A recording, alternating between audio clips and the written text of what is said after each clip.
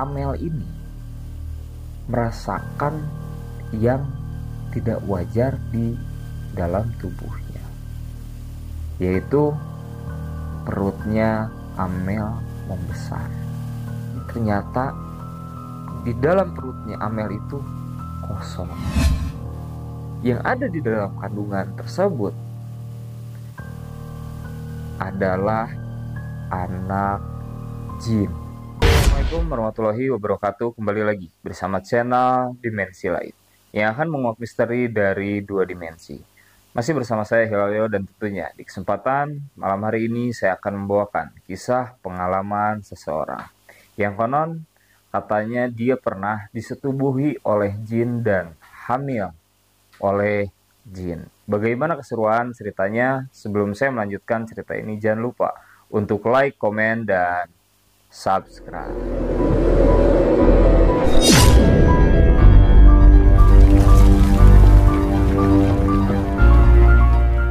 Sekarang kalian berada dalam segmen CPR, cerita pengalaman horor.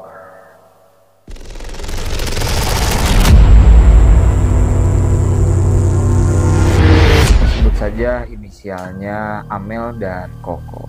Jadi Amel dan Koko ini adalah sama-sama seorang wanita yang menjalani hubungan sesama jenis. Bisa dibilang bahasa familiarnya adalah mereka ini sepasang lesbi. Nah, jadi pada waktu itu yang menjadi cowoknya itu Koko dalam satu hubungan tersebut. Nah, si Amel ini sebagai perempuannya. Padahal mereka ini keduanya memang seorang wanita, gitu. Tapi yang menjadi laki-lakinya itu ini si Koko tersebut. Nah, mereka sudah menjalani hubungan itu kurang lebih sekitar 3,5 tahun. Nah, jadi Koko dan Amel ini hobinya itu traveling. Dia sering keliling Indonesia untuk liburan, dan ya sering berkelana lah gitu. Ke gunung lah, ke laut, kemanapun pelosok Indonesia dia jelajahi berdua gitu. Dan dari dulu memang histori Amel dan Koko ini, dia memang sudah punya kelainan dari semasa kecil.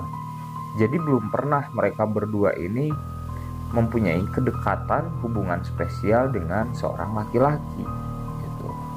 Nah, ini yang menjadi janggalnya. Jadi setelah hubungan mereka menginjak ke usia 4 tahun, Amel ini merasakan yang tidak wajar di dalam tubuhnya, yaitu perutnya Amel membesar. Koko ini sebetulnya sudah menyadari karena mereka berdua itu seseorang yang bisa dibilang hypersex, tapi hyperseksnya ini dengan sesama jenis. Kita tidak tahu mereka melakukannya seperti apa, yang jelas setiap hari dan setiap malam mereka itu melakukan hubungan, tapi ya itu sesama jenis. Nah, Koko ini sudah tahu betul bentuk tubuhnya Amel itu seperti apa. Koko ini tahu betul karena mereka memang setiap hari hidup berdua dan tinggal bersama gitu. Saat perut Amel itu mulai membesar, Koko ini bilanglah ke Amel. Kata Koko, Beb, kok kamu gendutan ya? Katanya gitu. Masa sih? Iya, kok kamu gendutan? Coba ditimbang. Yang asalnya timbangannya Amel itu konstan itu karena memang dia itu dijaga oleh pasangannya agar bentuk tubuhnya itu terjaga gitu ya, dan enak dilihat oleh pasangannya tersebut.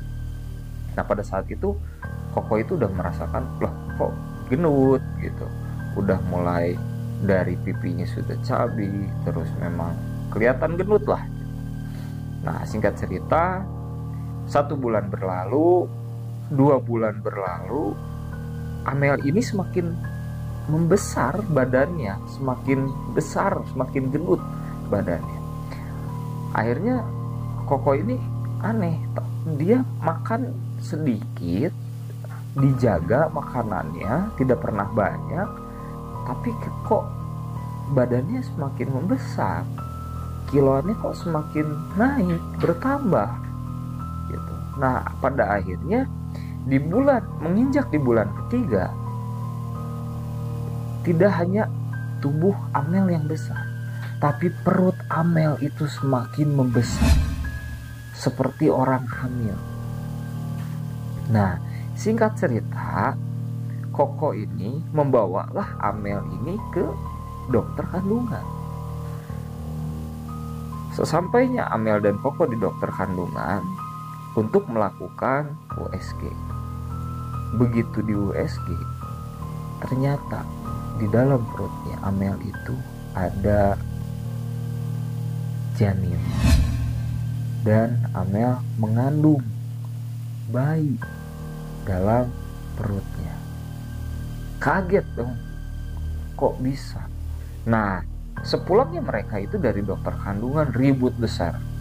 Terjadi keributan yang besar antara mereka berdua, pasangan tersebut gitu. Jadi si Koko ini curiga bahwa Amel itu selingkuh di belakangnya Koko. Dia curiga bermain dengan laki-laki. Ya gimana gak curiga? Kenyataannya itu Amel tersebut ya sudah mengandung dan hamil. Makanya Koko ini, lu coba jujur sama gue. Tadinya biasanya bahasanya itu lembut, ya emosi lah gitu. Coba lu jujur sama, lu main sama laki-laki siapa? Kenapa lu bisa hamil? Sumpah kok gue gak main sama laki-laki manapun, kata Amel. Gue gak main sama laki-laki manapun. Gak mungkin, tolol lu, katanya. Mana bisa lu gak main sama laki-laki tapi lu bisa hamil? Gue gak tahu. Itu debat 1 malam itu sampai pagi mereka berdebat. Singkat cerita, Koko itu pergilah dari tempat tinggal mereka. 1 minggu ditinggalkan oleh Koko. Amel pun bingung karena dia merasa tidak pernah berhubungan dengan laki-laki, jangankan bersetubuh dengan laki-laki. Dia punya teman dekat aja tidak. Apa yang terjadi sama gua, kata Amel. Kok gue seperti ini? Gue bener hamil atau apa? Nah pada akhirnya Amel terus menelpon kepada Koko untuk percaya dong sama gua, tolong gua. Gua sedang dalam masalah yang tidak masuk dalam logika gue selama hidup gue nih. Lu jangan ninggalin gue kalau lu bener memang sayang sama gue. Damping gue, kata Amel. Pada akhirnya Koko datanglah kepada Amel. Nah, mereka melakukan USG kedua di bulan kelima. Maksudnya bulan kelima itu bulan kelima dalam kandungannya Amel.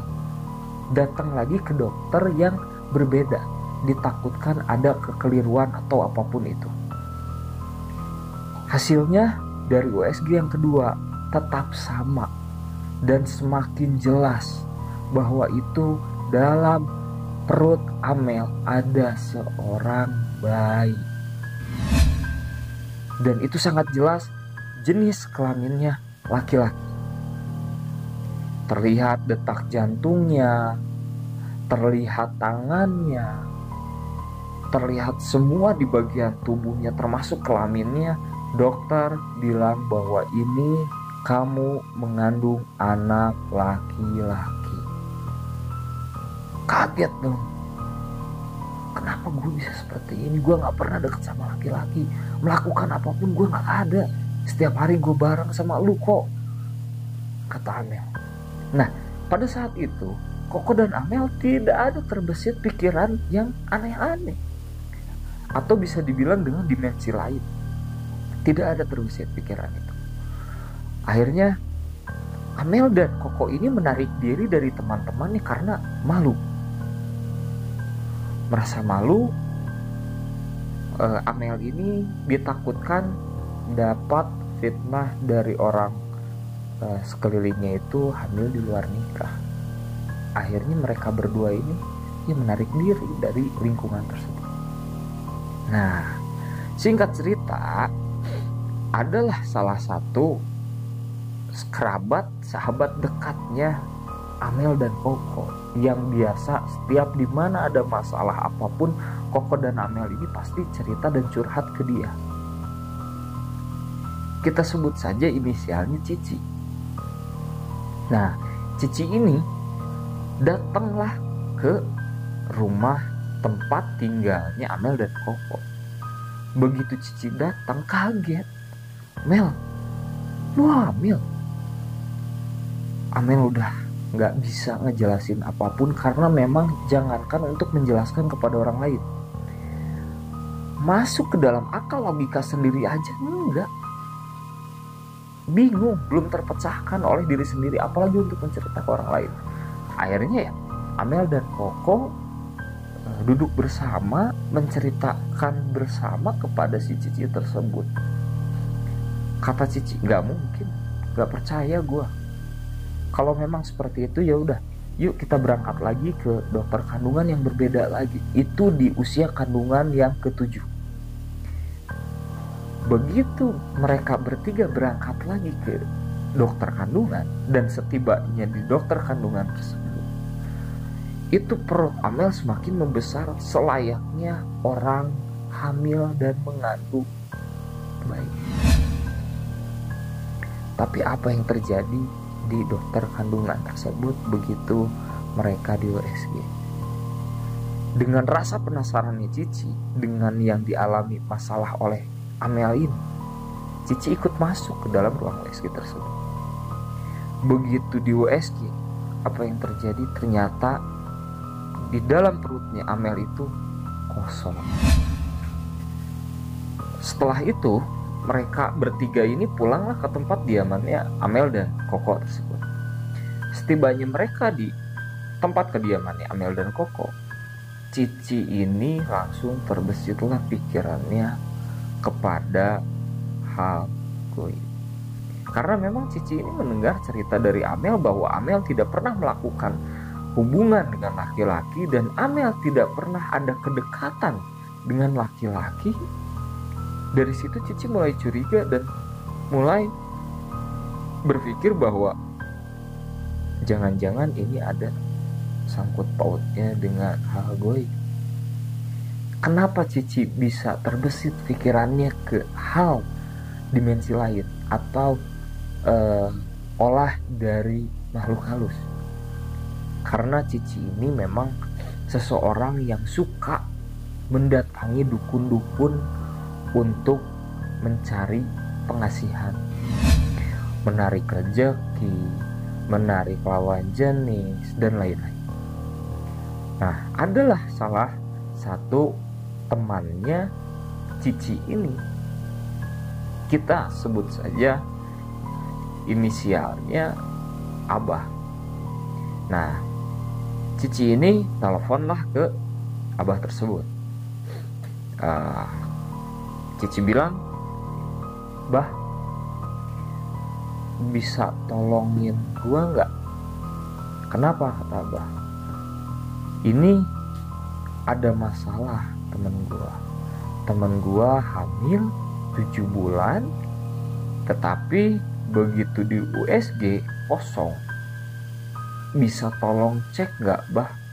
Saya takutnya ini ada campur tangan atau ada ulah dari sosok makhluk halus," kata Cici tersebut. Nah, akhirnya Abah, ya udah, di mana lokasinya dan tempatnya, kirim alamatnya, saya datang ke sana sekarang. Nah, sambil menunggu Abah, ada obrolan ringan lah dari Cici kepada Amel.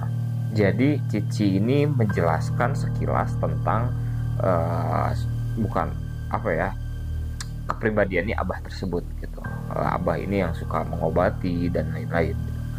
Nah, Cici dan Amel dan Koko ini orang yang tidak percaya dengan hal goib. Nah, Cici ini berusaha membujuk kepada Amel dan Koko agar ayolah gitu, sekali ini aja biar permasalahan ini terpecahkan. Namanya kita usaha ya, tidak ada yang tahu. Kita ke dokter sudah secara medis, tapi kan lu gak merasa bahwa lu ini pernah menjalani hubungan dengan laki-laki. Nah, akhirnya apa salahnya sih kita coba yuk. Ini ada orang pinter, kenalan gua, ayolah coba. Akhirnya dengan bukan karena percaya, tapi karena menghargai Cici, Amel ini setujulah dengan usulan Cici tersebut. Nah, singkat cerita, datanglah Abah di tempat kediamannya Amel dan Koko. Setelah Abah ini tiba, nah, obrolan santai dimulailah dari mereka, menceritakan awal mulanya seperti apa kepada Abah tersebut. Nah, tidak lama kemudian Cici menanyakan kepada Abah, "Bah, kan ini tadi saya sudah ceritakan awal perjalanan seperti apa, dan mereka ini adalah sepasang orang yang suka dengan sesama jenis, dan Amel tidak pernah melakukan apapun dengan laki-laki. Coba Bah, tolong lihatkan ada campur tangan makhluk halus atau tidak," begitu. Nah, singkat cerita, Abah ini diam seketika. Diamnya itu bukan diam tidak menghiraukan atau apapun itu. Diamnya Abah itu menerawang apa yang terjadi dengan dirinya Amel tersebut. Abah bilang seperti ini kepada Amel dengan bahasa Sunda, "Neng, kalau Neng tidur itu suka pakai selimut atau tidak?" kata Abah. Amel ini ngejawab, "Enggak Bah, saya enggak pernah.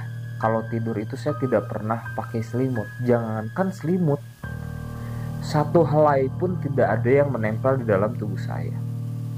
Jadi Amel ini kebiasaannya setiap tidur dia nggak bisa kalau tidak telanjang bulat. Dia selalu telanjang bulat kalau ingin tidur. Abah langsung, "Oke, pantas," katanya gitu. "Lah, pantas gimana Bah?" katanya. Abah bilang, "Namanya perempuan, jangankan keluar rumah, di dalam posisi tidur pun itu harus menjaga ya auratnya. Kalau perempuan itu tertidur dalam posisi terbuka, itu bisa disetubuhi oleh makhluk halus atau jin." Nah, ini yang ada di dalam kandungan tersebut adalah anak jin. Kaget dong dan tidak percaya, karena mereka berdua, Amel dan Koko ini, tidak pernah mengalami hal yang berbau dengan dimensi lain atau gaib. Menyangkal lah, gak mungkin dan lain-lain. "Oke," kata Abah, "seandainya tidak percaya, silahkanlah USG lagi. Kalau memang kamu percaya dengan saya, maksudnya dengan media saya akan mencoba untuk menyelesaikan dan memecahkan masalah kamu. Tapi kalau kamu tidak percaya dengan saya, ya kamu gak usah panggil saya," kata Abah. Dengan terpaksa, karena mereka ini sudah mentok, bingung, akhirnya mereka memberanikan diri dan mencoba. "Oke Bah, tolong saya, harus seperti apa?"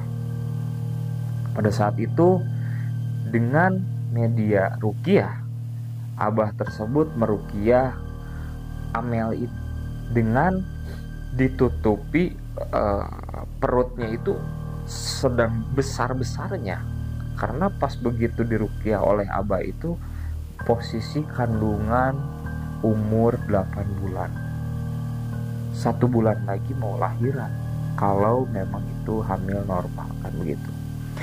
Nah pada saat itu posisinya Amel berbaring tiduran terlentang dan ditutupi oleh selimut. Abah tidak menyentuh apapun bagian tubuh dari Amel.